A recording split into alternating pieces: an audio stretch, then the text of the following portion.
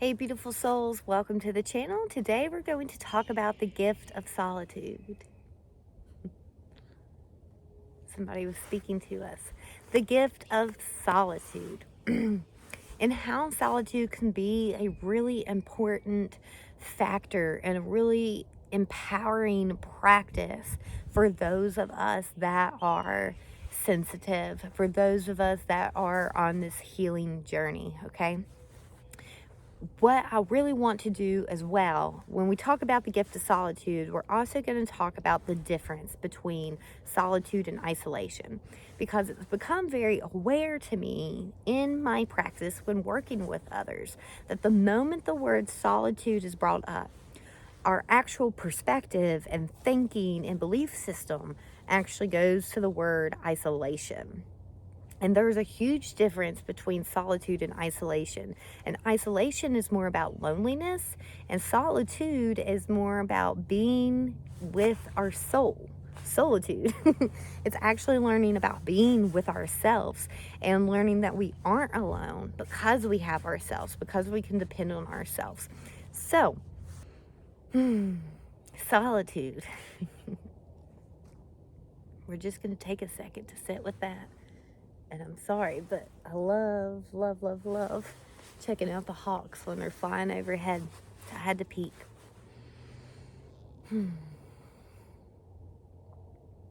Solitude.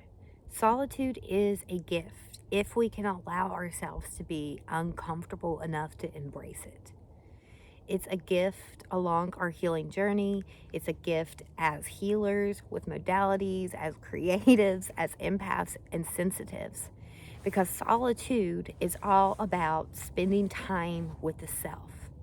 In solitude, we get to know ourselves. That's the gift. The gift is getting to know ourselves. And I'm just going to sit and ask you.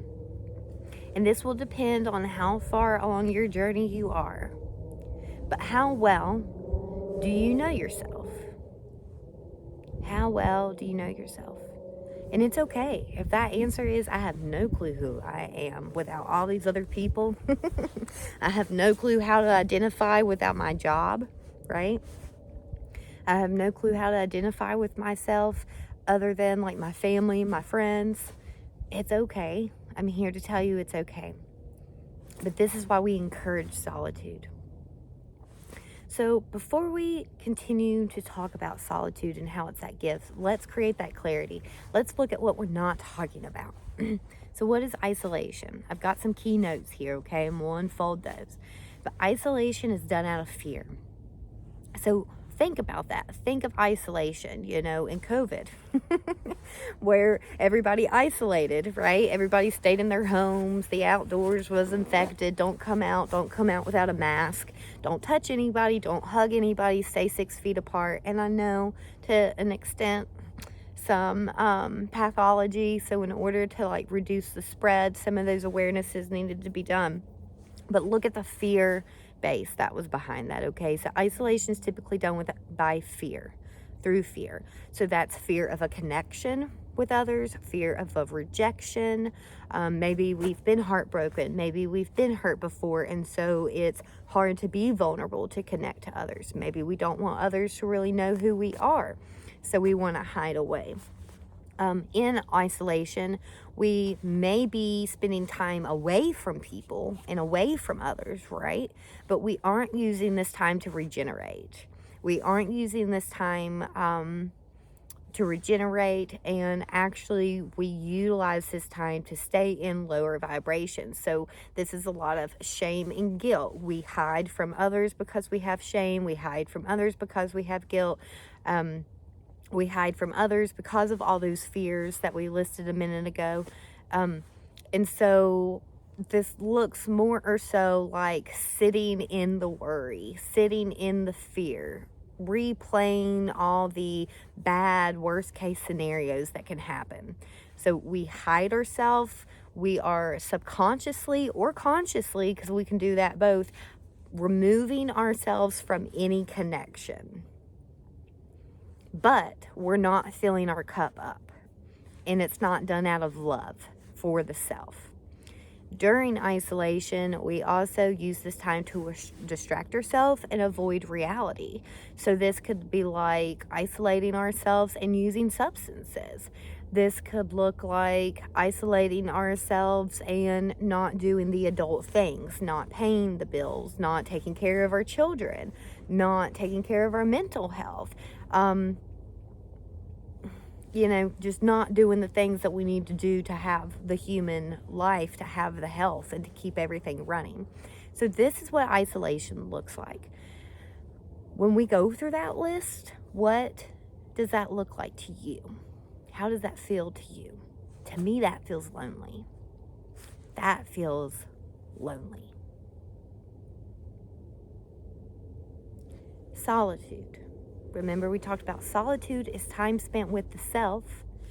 Isolation, technically time spent with the self. But in any of those isolation aspects, were we really spending time with ourselves, or were we just hiding from ourselves? Solitude, time spent with the self. This is done out of love for the self. Solitude is about creating a space where you can decompress. So remember when we talked about an overstimulation and what that was trying to tell us? It creates space and out of love for ourselves so that we can decompress. That allows us to rejuvenate, where we get to rest and digest and just be. Okay? It's also productive in the way that we get to learn about ourselves. So when we are in solitude, we get to, as empaths, we get to feel ourselves. We get to feel what our energy feels like without anybody else's energy into it, right? We're not feeling our friends. We're not feeling our boss. We're not feeling the partner or whatever. We get to just be in our own energy. And it's like, oh, hello, self. Hi, I love the way that you feel. Or maybe you don't like the way that ourselves feel. But even if we don't like the way that being in solitude with ourselves feel, it's an important practice, because the more that we do it, the more we get to learn about ourselves. This is where we start having the realizations about ourselves, such as, I really like to paint, or I love doing this craft, or I love reading, or I love writing, or I love building, or I really love coding. I mean, there's so many different aspects. But when we spend time with ourselves, we start to learn about ourselves. We learn about what our preferences are, what our boundaries are, what we really need in relationships, what we need as a human, what we need to survive. We learn what we like to wear, what we really like to eat. And I'm going to speak, I've seen it with a lot of mothers, they're so used to making all the kids happy that they kind of like throw out like what they want to cook and what they want to eat. And so maybe in solitude, you get to feed yourself and fuel yourself with something that you really love. Maybe that looks like you love traveling. Maybe that looks like you love doing yoga. There's all these different aspects. But in solitude, it's the time and space that you get to learn those things. You get to meet yourself. We also start going into those subconscious and into that more shadow aspect when we're in solitude, and learning like things about ourselves, understanding wounds, seeing where we're upset, seeing where we still have fears, seeing where we still have sadness, what things need to be healed. A lot of the times it's when our big epiphanies come in. Is having that downtime. And it is downtime to rest and digest, because last month we talked about, we don't always have to be on. And if we are a sensitive being, and if we are constantly creating and generating for external sources, such as for a business, such as for services provided to others, that type of aspect, maybe that even just looks like being in a restaurant and like cooking for others all the time, then it's that constant masculine energy of giving, right? It's that masculine energy of expressing. And solitude is more of that divine feminine aspect of slowing down, resting, digesting, being with the self. It's where we don't have to be on in that external expression because we're now in the state of receiving. But what are we receiving? We are receiving our own life force. We are receiving ourselves. That's the time to fill our cup up. So I hope this is making sense. So solitude is a great self-care practice, especially for anyone that is sensitive.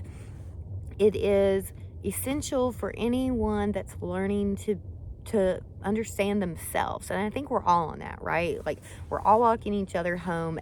It doesn't matter what you call it, your Reiki path, your shadow path, your healing path, whatnot. We're all on this journey of just learning about ourselves. And if we don't create the solitude to do that, then where do we do that? And I'd like to note too, we talked about this being regenerative, this being a space where we can fill ourselves and fill our cup up.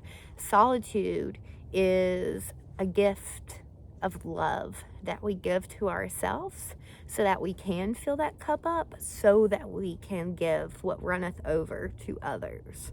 So if we don't create the space to know ourselves and to be with ourselves and to fill ourselves up, we really are running on nothing when we try to give to others. Loneliness, and I want to honor this too before we hop off here. I know that loneliness is a deep-seated feeling in sensitive beings. There's all the empaths, the starseeds, the light workers, blah, blah, blah. And when you start looking at a lot of those labels, one of the key things is going to be this sense of not belonging, this sense of loneliness. As humans in general, there is this sense of loneliness. I think each and everybody goes through that. I don't want to go off on a tangent here, but there's a lot of things that can create that, right? Like non-nurturing childhood environments, non-nurturing adult relationships, the way that society has been created, at least in the United States, where we have that separation, right? Where we aren't taught, where we are almost kind of shamed for creating this solitude with self. This connection from nature, there's a lot of that. But loneliness is kind of this, it's okay to feel lonely. I've felt lonely. And I'm not shaming anyone when I say this. I want you all to know this is out of love. But loneliness is also kind of this deep-seated, like, externalized projection of needing to be connected into another. And yes, as human beings, we are here to be social beings, and we are here to have relationships. So we need those connections with friends and family and society and community and all that jazz. But if we can't learn to be comfortable with ourselves, to learn that when we are with ourselves, we are not alone, then it kind of continues these cycles of codependency. And one of the things I want to bring up with this as well is looking at that. If you haven't watched last week's video of overstimulation and the empath, notice that we talk about with empaths and with these sensitives, our energies open up to receive all the time, okay? Receiving, but understanding that there's that external receiving and that internal receiving. So externally, we're bringing in like our friends, and everybody's stuff, or maybe it's our coworkers, or maybe it's our clients. We're taking in all that information from external sources all the time. So we're used to that. We're so used to being connected to everyone else, taking in everything else from our external stimuli, that it's kind of shakes you a little bit when you start practicing solitude, because it can feel lonely because we've become dependent on connecting into those external sources, that we have forgotten what it feels like to be with ourselves and just ourselves. Does that make sense? So in that situation, we're still these sensitives, we're still these creative beings. We can still receive information, but that what we're receiving comes from our own energy, because we are in this solitude, because we are cultivating our inner environment and nurturing who we are and learning to find out who that we are. It can almost feel as if we're not connected to an energy because we're not used to feeling our energy on our own. So some things, and I'm going to keep this pretty short, but some things just to add to that is take baby steps when you start practicing solitude. Okay, take baby steps. Maybe give yourself 2 or 3 hours. Turn off the TVs, turn off the stuff, and just be with yourself. Lay in the yard. That's one of my favorite things to do. Just lay in the grass. I'm giving you full permission you don't have to do anything. Lay in the grass, stare at the sky, be with yourself. And then slowly over time, that could look like, I think I want to bake, or I think I want to sew, or, there's so many options there, and let yourself just explore that. That doesn't mean you got to be an expert at it. It doesn't mean you've got to do it forever. Just allow yourself to play with whatever that is. And as you start getting comfortable with being with yourself, extend that time. And then as you get comfortable with that, allow yourself to start going out into places on your own. One of my favorite things to do is to go out to eat with myself. I love going to the salt cave with myself. When I was first learning this in 2016, and I have to give a dear woman, Sandy, credit for this. She had gone through a divorce midlife. She had raised children. She wasn't sure how to be on her own. And she told me that she realized that if she waited for someone else to go with her, these concerts, or there's things that she wanted to do, because she now had this free time to herself where others didn't have it, that she was going to be waiting a very long time. So she started going on her own. That really inspired me. And at the time, I had the opportunity or the invitation to go on a cruise. And I couldn't find anybody to go with me because of life. And so through her encouragement, I went on a cruise with 10,000 people, 10-day cruise on my own. And drove to Florida on my own, went on the ship on my own. But the neat thing about it was I got to meet people, and then I didn't have to accommodate anybody else. So that meant when I wanted to eat and what I wanted to eat, I went and did. What I wanted to explore and where I wanted to explore, I went and did. And I didn't have to worry about anybody else but myself. And that was really rejuvenating, because we don't realize it until we start creating that solitude space. But when we are in community, and when we are with family or friends, in relationships and things, we have to work together a lot, which is beautiful. But in that working together a lot of the times there's compromises, or a lot of the times there's things to juggle. There's other people to take care of, right? And other people to be compassionate and mindful about. And so when you do get to practice that solitude for a minute, you just got to worry about you. And as a sensitive, that's really liberating, because we are so used to taking care of others in some aspect, whether or not that's just receiving their information, or whether or not, we're truly assisting in some way. But it's really liberating and freeing. So anyway, that is the gift of solitude, of getting to know yourself and to be with yourself and explore what that looks like and fill your cup up. So I hope you enjoyed this.